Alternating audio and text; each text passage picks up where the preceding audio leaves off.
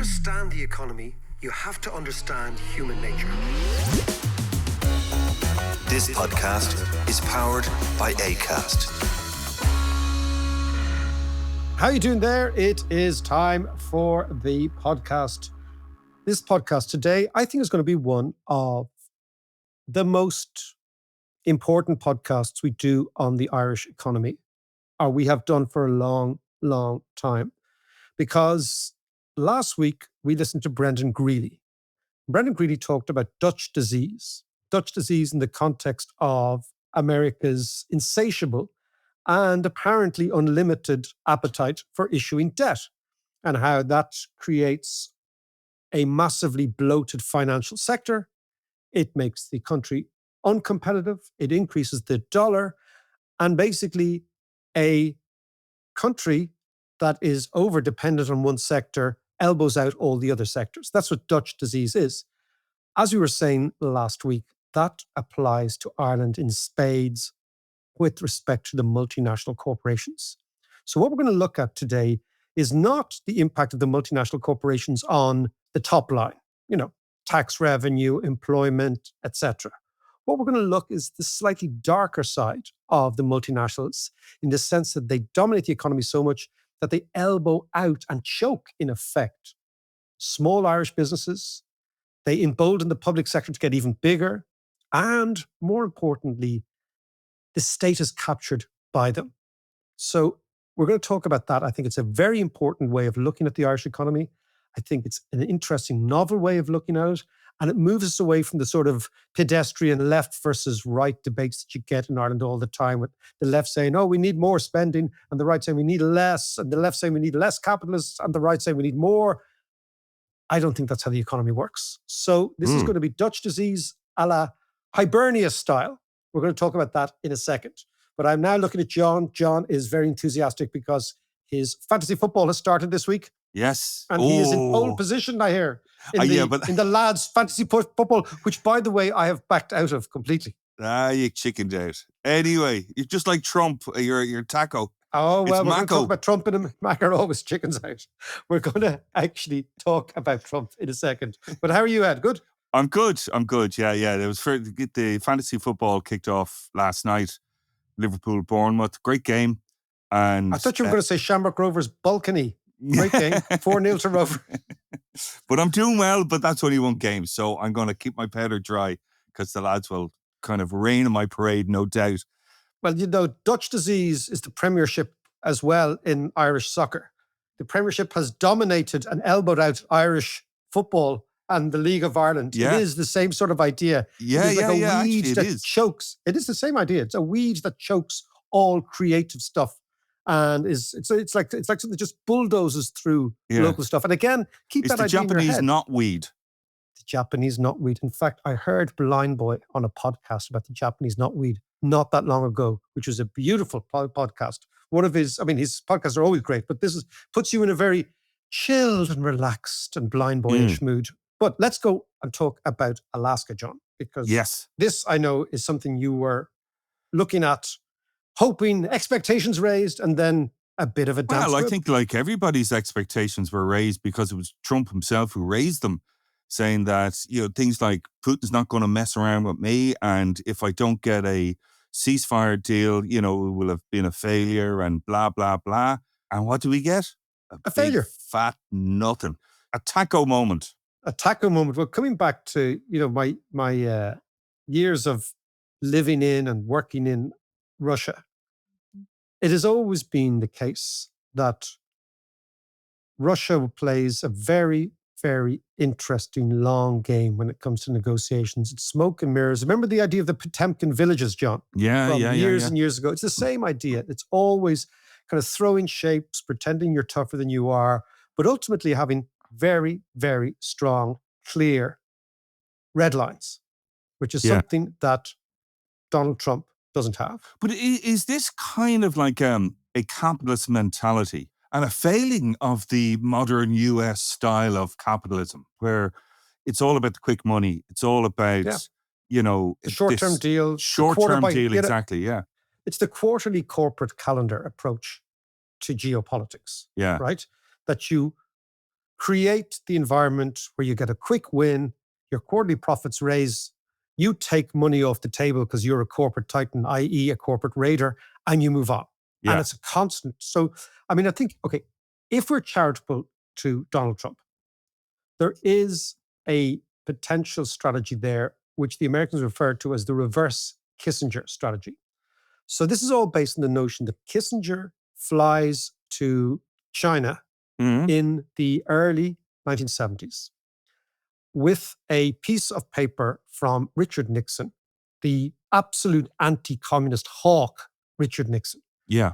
And he gives Kissinger the job, which is to drive a wedge between Russia and China.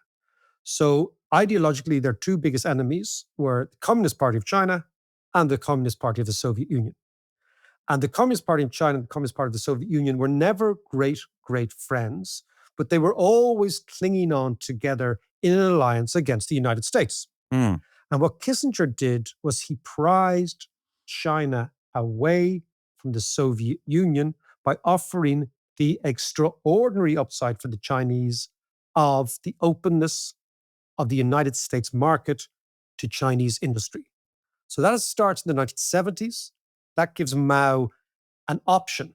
That option is to go down the route of openness. Deng Xiaoping takes that up in the 1980s. And by the 1990s, you have this, remember we talked about it, I don't care what color the cat is as long as the cat Catches mice. Yeah. Exactly. So that was a seminal transformational moment because the Americans basically grabbed the Chinese, their ideological enemies, into the American Pacific sphere of influence, allowed the Chinese to break away from the real dominance of Marxism, Leninism, which they had been committed to. Yeah. Yeah. And in the process, drove a wedge between the Soviet Union and China and refashioned lots of subsequent geopolitics. Now, that's what happened with Kissinger. Mm. In a charitable moment, if there is a structure, what Trump is trying to do, and this is where Europe and Ukraine are really, really exposed, Trump's major enemy is not Russia, it is China. Yeah. America's long-term collision course is not a collision course with Europe or Russia, it's on a collision course with China. This is the idea that basically the old power on the decline, the new power on the ascendancy are natural, A, competitors, and B, possibly even competitors on the battlefield, but certainly competitors economically. So against that background, Trump may be trying to prize Putin away from Xi. And that is the only coherent long-term strategy that I can see going on. And it's consistent with the MAGA movement. That's a tall order, though, isn't it? I mean, it's a very tall order. But I'm just saying, if there is any sense in this, so the idea would be that Trump treats various members of the BRICS, like South Africa, badly to try and bring them to heel, treats India badly, treats Brazil badly. Look at all the countries that it's actually done shitty trade deals with. They're all BRICS countries. Yeah. Are notionally BRICS countries. But surely this is a boon for the BRICS, as I said before. Yeah. Now, lots of people have said that's because Trump doesn't like Lula in Brazil, or he doesn't like, Cyril Ramaphosa, and he thinks the Afrikaners have been attacked. But maybe there is a strategy. Maybe. Just maybe. And that strategy is to prize Russia away from China. And therefore, Europeans are in a very dangerous position because it means in Trump's head, friendship with Russia, by virtue of what it does to the deal that China has with Russia, the permanent concrete friendship that they speak about, is of more concern and consequence to Donald Trump than friendship to the Europeans, who are already in the bag, so to speak. Yeah. And that means that Ukraine is just a pawn on the chess table. And that, of course, is where the Europeans have to worry. Yeah. That this is the overall American strategy. It's not articulated, but it could be. Yeah, but that's what Trump is saying in terms of, now it's down to Zelensky. But can I just ask you, just on your previous point, in terms of ideologies and changing ideologies, I thought it was interesting that Besant was talking about the US government taking a stake in Intel. Yeah. And this will feed into our discussion now in a minute. But this is almost like anti-capitalist in many ways. This is like a state-owned company. Do you know what I mean? Yeah. It's kind of like nationalizing Intel, like the post office. And so it's kind of going more in the communist route, as it were. Well, it's interesting. At the core of the MAGA movement is a proximity to old-fashioned European big statism. Yeah. Is that there are national champions. They are part of the security apparatus. They're part of the military-industrial complex. They should not necessarily be owned by shareholders, but they should be owned by the United States government, or at least in part. Why? Because the United States government gives them large contracts. What we're doing is this Trump administration, no matter what you think of it, is tearing up assumptions, rule books, previously set in stone's way of doing business all the time. So they're going to say, we're going to give you an export license, but in return, we're going to take stakes in your company. All that sort of stuff. Yeah. It's all got to do, and it comes back to what I'm talking about here, with the Dutch disease in the United States. It's all got to do with the financialization of American commerce, with the financialization of American industry. Yeah. They all think like Besant, like 2-bit hedge fund, private equity operators. There's always a little upside, there's a little stake, there's a flip, there's a twist.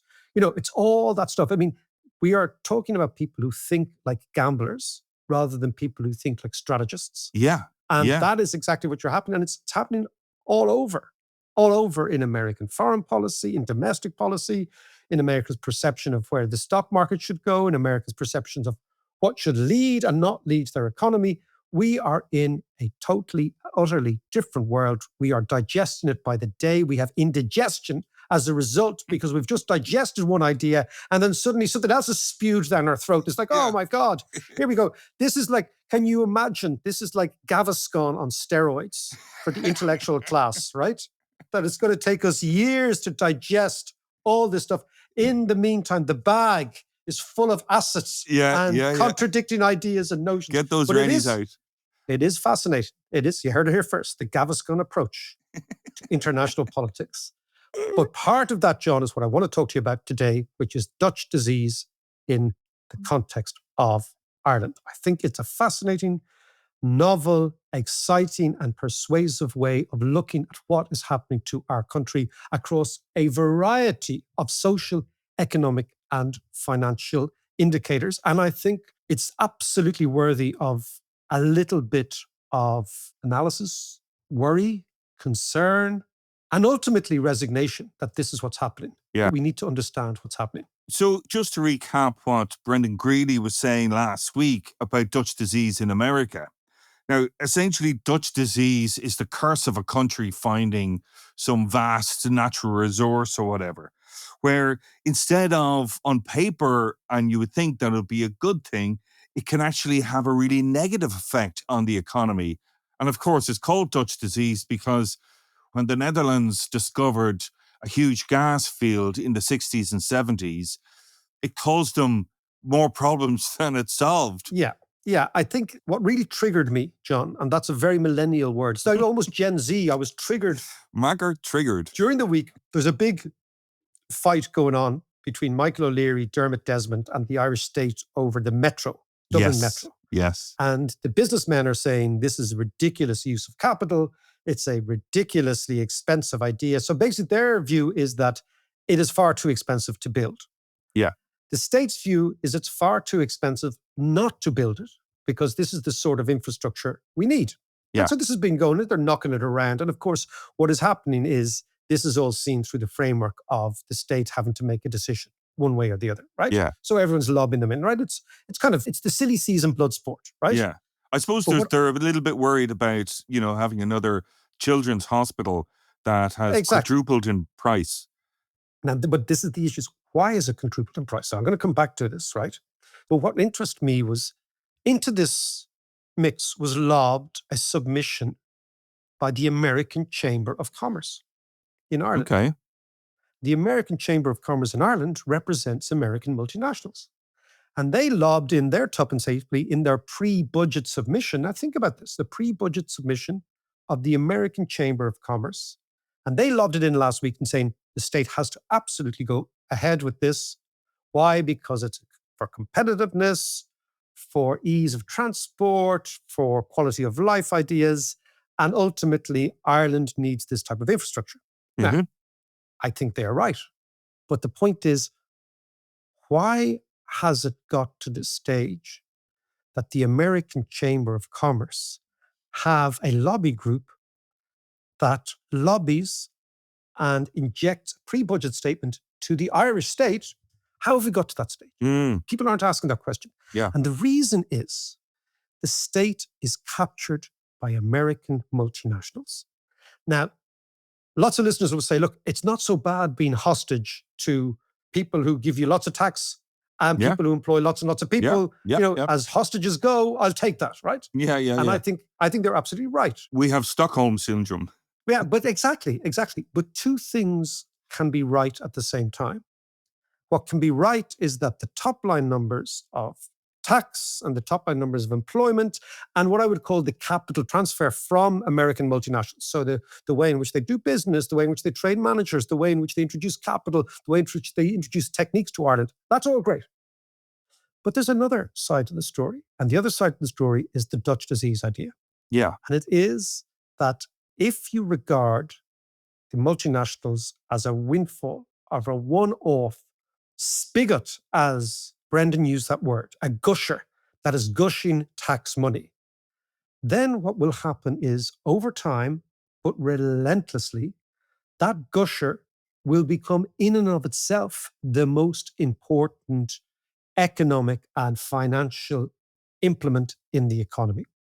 And over time, what will happen is the influence of the American multinationals on Irish policy will become overwhelming. So the American multinationals' local handler, if you will, is the IDA. Yes. The IDA has become the central and most important economic agency within the policy-making apparatus, right? Yeah. Now, what this does is the following, is that as the American multinationals gush money into the coffers of the state, two or three weird things happen. The first is because the state is €1 in every 3 spent in the economy, naturally, as the state begins to spend, emboldened by this new money, this easy money, so to speak, the prices of everything goes up because the state is the biggest purchaser of the health service. It's also the biggest purchaser of new homes, don't forget. Yeah. As you said about the dynamic with respect to the children's hospital is happening everywhere. Yeah. Because the budget is soft, because this budget constraint has disappeared as a result of the American money, the state in itself is no longer the guardian of tax money. It is the reckless spender of tax money, number one. And number two, therefore, it is driving up the price of everything. Yeah. Not the private sector, but the state through the public sector agencies. That's the first thing. Yeah.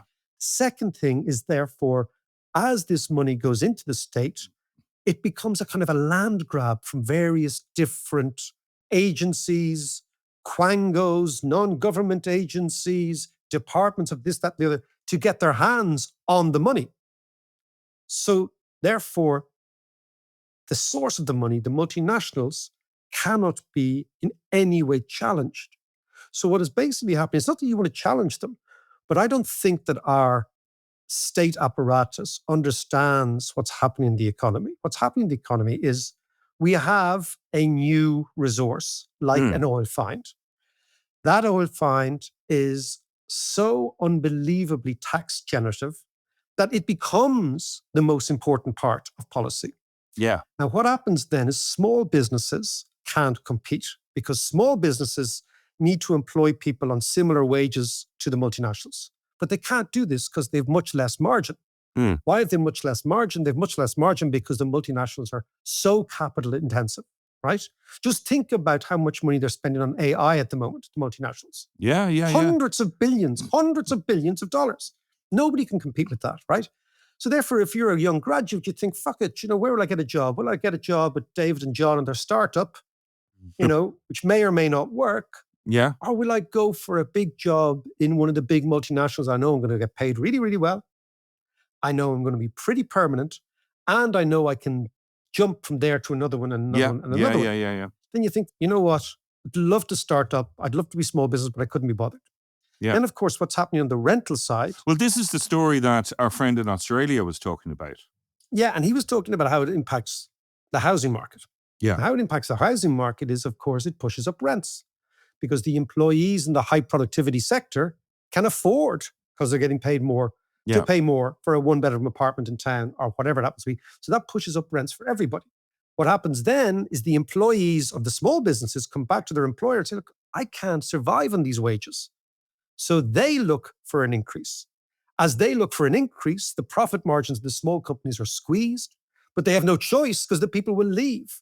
Yeah. And then, of course, as the multinational appetite for workers is voracious, immigration increases. Why? Because they need the foreign tech specialists and they need the people with the languages. Which adds more pressure to housing, etc. Adds more pressure to housing. So what you can see is the one-off windfall, which should have been an opportunity for everybody to improve the society, actually becomes a source of deep dysfunction. As a dysfunctional economy becomes crowded out, it's an expression in economics, to be crowded out by this behemoth called the multinationals. But as the state becomes increasingly captured, because state power is financed by the multinational windfall, the state then does everything in its power to keep the status quo going. Yeah. And nobody is explaining to the Irish people what is actually going on. And you get left-wing commentators talking about Marxism and right-wing commentators talking about capitalism. It's not about capitalism, it's about state capture. Yeah. And of course, traditionally, state capture has been always and unambiguously a bad thing because it means that, crony capitalists get control of the resources of the economy. This is the curse of resources, and they line their own pockets. In Ireland, it's actually more complicated because there's lots of good stuff coming from the multinationals, but there's also lots of complicated. So it's not a one-off, this is a simple black and white story. This is an interesting, complicated, complex, and not always ultimately positive story. So, like, the multinationals have been in Ireland for 20, 30 years. So are you saying... about 50 years if you go back to basic manufacturing, but the last 30 years is the big thing. Yeah, with tech and pharma in particular. So, is this state capture and influence over the Irish government becoming even more pronounced now? I think it absolutely is. I'll give you some numbers. John, right? So apart from the infamous Apple tax money, the 13 billion, the one that we put in a little jar over the telly, and nobody was allowed to touch. Okay, it's like people's communion. Don't even money. look at it. Don't even You're look not at allowed it. to touch it. Don't even look at it. Don't even look at it. Don't spend the money your granny gave you. Okay, so apart from that, Ireland collected last year 28.1 billion euros in corporation tax. And 88% of all that revenue was paid by foreign-owned multinationals. Yeah, despite the fact, John, that these companies account for only 11% of all companies in the country. So they pay 88% of the tax. There's only 11% of all the companies. This is all foreign, not Americans. It's all foreign multinationals. Yeah. The top 10 multinationals accounted for nearly 60% of all the receipts, 57%. That's up from 52% in 2023. So the revenue base is becoming more and more concentrated in fewer and fewer companies. Corporation tax receipts account for 36% of all receipts collected by the Exchequer. This is way out of line with other developed countries. I'll give you an example. In the UK, corporation tax is around 10% of total tax take. In Ireland, it is moving towards 40%. So we're 4 times more concentrated in the UK, and the UK has similar figures to Germany, France, Denmark, etc. Right? So despite making up only 3.2% of every enterprise in the country, multinationals employed 623,128 people last year. That's 27% of all the nation's workers. So 3.2% of total enterprises employ nearly 30% of the nation's workers. Now, It's this all a all bit looks great. skewed, all right, yeah. It's really skewed. So you can see how it's so dominant. Now, this looks Yeah. great. There's more money to spend. There's more jobs. There's more projects that can be financed. People are making a living. But looking at just one side of the balance sheet doesn't give you the whole picture. The bigger picture is one of an excessively dominant and favored sector, bending the economy and the society to its whim. So ironically, and this is the weird paradoxical situation we're in, the more tax money we get from America, the more dysfunctional the general Irish economy becomes. And less democratic? Was definitely less but democratic. Yeah. Definitely less democratic. So again, these are problems of success. These are not problems of failure. But unless we understand what is happening to the society, and unless we see the power of the multinationals in and of itself influencing policy, but much more importantly, unless we tie up all the dots and we join all the dots, John, what we're getting is a situation that people don't understand. Oh, there's too many immigrants. Oh, I wonder why that is. Yeah. Or, oh, there's Irish kids are leaving. Oh, why is that? It's to do with the housing market. Okay, but why is the housing market so dysfunctional? Oh, okay, because rents are up. Well, why are rents up? Well, it's just supply and demand. No, look, all this stuff, right? And then you think, why did the state, John, increase government spending from 77 billion to 105 billion in the last 5 years, which is a nearly 50% increase in expenditure? Where did it get the money? It got the money from the multinationals. What do they do with the money? Where's the roads? Where's the railway? Where's the underground? Where's anything? Where are the houses? Where are the new schools? Right? Where is the money going? And of course, this is essentially what I want to focus on, which is because the Department of Public Expenditure has its hands on the spigot, okay, because it's getting all this free money gushing into it, there's no budget constraint. Everything can be financed. Is that what the oversight committee are supposed to be doing? Yeah, but they're not doing it. They're not doing it. Why? Because the oversight committee are politicians, and the politicians obviously want a little bit more sugar in their tea. Who doesn't want more sugar in their tea? But eventually, you don't want any more sugar in your tea. You can't sweeten the world, right? Yeah. In every juncture. But that means, oh, you can support this NGO, or you can support this Department of Planning, expand that, or you can have a little quango here, or you know what, why don't we expand public sector employment, et cetera, et cetera, et cetera, et cetera. Let's get another report from the Big Four. You're absolutely right. Well, the Big Four are basically state-adjacent companies. Yeah. That's the great con in consultancy, right? The great con in consultancy is that they are in effect running the state because the civil servants have decided to abdicate in terms of responsibility. But they're abdicating responsibility when they've never had more money to spend, which is actually the disastrous side. Yeah. So what you see, John, is a whole society that is bending to the whims and the arcs of external corporations. On the top line numbers, this is great because we've got loads of money. But going back to our Dutch disease, what it's doing is it's skewing and elbowing out and crowding out small businesses. So much so that we may well end up in a situation in Ireland where we have an incredibly bloated multinational sector, which is feeding an incredibly bloated public sector. And all the while, the small business sector contracts and contracts and contracts. That is the direction of travel. Can I just ask you now then, though, that when Brendan Greeley was describing Dutch disease in the 60s and 70s after discovering gas, how did they rebalance their economy and the structure of their society and come out of that? But before you answer that, let's do a bit of this.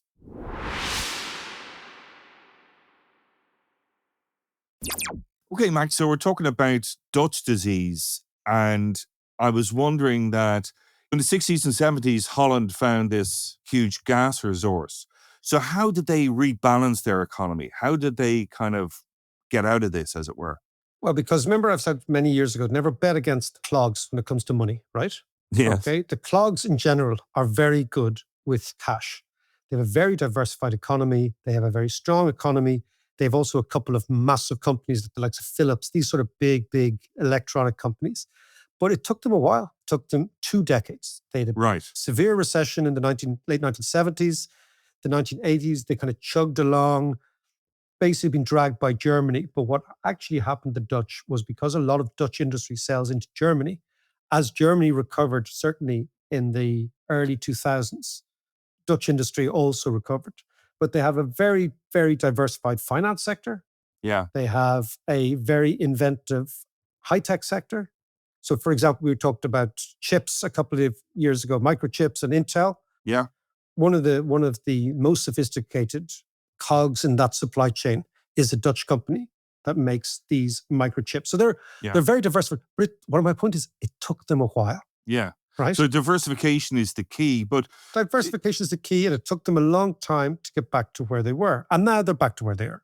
But if in this current climate, when we have tariffs and we have the orange man in the White House, who knows what's going to happen, but they might be pulling pharma out of Ireland or whatever. So are we heading for a recession, or could we be heading for a recession? And kind of where does this end? I think that's a really good question. I mean, what has always intrigued me is most economic commentators are worried about what I would call the quantitative fear. That a bit like, if you were a Saigon brothel keeper, John, just imagine you were keeping a brothel in Saigon, right? Right. And the American GIs were your business. Yeah. Your big fear was the Americans would pull out and your business would be gone, the brothel would close, right? So But that a was lot the of the idea, economists, you pull out at time. remind me, and now stop that. Now, that's the quantitative thing, that the Yanks disappear and there's a massive hole in our public sector balance sheet and we have to retrench and have austerity, right? That's the fear that you hear articulated all the time, right? Which is one fear. That's the quantitative issue. I'm much more interested in the qualitative issue, which is, what is this doing to this society? Yeah. What is it doing to the various links in the chain? What is it doing to house prices, to the cost of living, to the diversification? You talked about diversity, right? What every ecosystem needs is diverse ecosystems where if one thing goes down, something else replaces it and we move on. The last thing we want is monoculture. As you know from your environmental science days, you really do not want monoculture. I mean, the worst example of monoculture in Ireland was the famine. We had one crop, and when that crop failed, we were screwed. Yeah. Now, Everything imagine, failed, just take that idea. So what I'm more interested in is the following, is that how can we build an economy that is not dominated by and jumps to the tune of foreign corporate boardrooms, while at the same time keeping all the upside. And that's why one of the first podcasts we ever did was use the windfall money as a startup fund, not a pension fund. The sovereign wealth fund, yes. Exactly, to use the sovereign wealth fund. This is before any of those fellas even were talking about sovereign wealth funds. Yeah. But don't use it as a pension fund for future generations, because that's only rewarding people for getting old. That's hardly a prize, okay? Everyone gets old.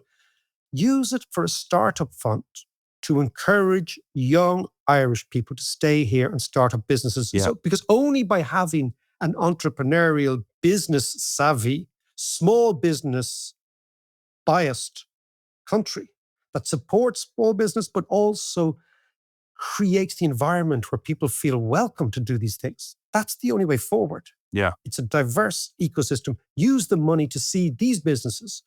Lots of them will fail, but some of them will succeed, and you will change the essential commercial DNA of the country. You don't do that. So that's what I'm much more worried about. Yeah. If you don't do that, then it's not that the Americans will pull out. I don't think that's the fear. I think they will stay here. But they will become bigger and bigger and bigger and more dominant. And at the end of the day, Dutch disease, which is like a virus, it mightn't be the worst one, but you do need a vaccine against it. And that vaccine has to support the rest of the body rather than focus on just one area. So that, I think, John, and we leave it here, is a very persuasive way of looking at what's happening in the Irish economy. It's non-ideological, it's non-political, It is not left. It is not right. It is not corporatist. It's not anti-capitalist. It's not socialist. It's just saying, this is where we have arrived at. Some of the things are really good, but some of the things are corroding, destroying, and imperiling the very financial commercial ecosystem that we need to have that diversified economy. Let's leave it there, and we'll talk to you on Thursday. John, just before we go, speaking of diverse creative ecosystems, Lucy has a new track out today, which is called I Know It's Hard. It's a beautiful track, and let's play out with it. I've heard it, Mac, and I have to say, I've always called Lucy the golden voice, but her voice is front and center in this, and it's gorgeous. So a little bit of nepotism to end the podcast. This is Lucy McWilliams with I Know It's Hard.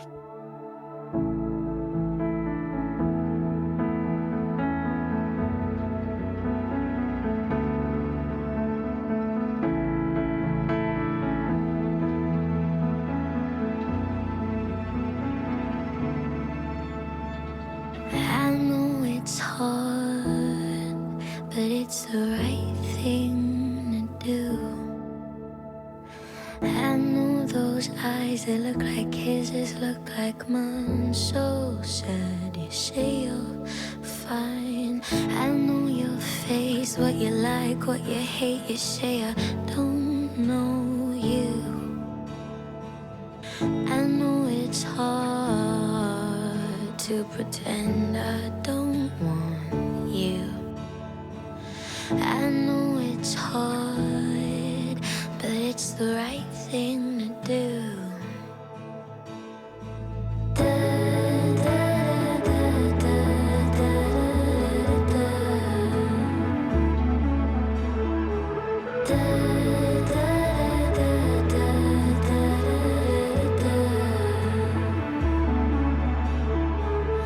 I know it's hard, but it's the right thing to do. And I can tell, I know it by your smile. It's okay, it's been a while since we've said it.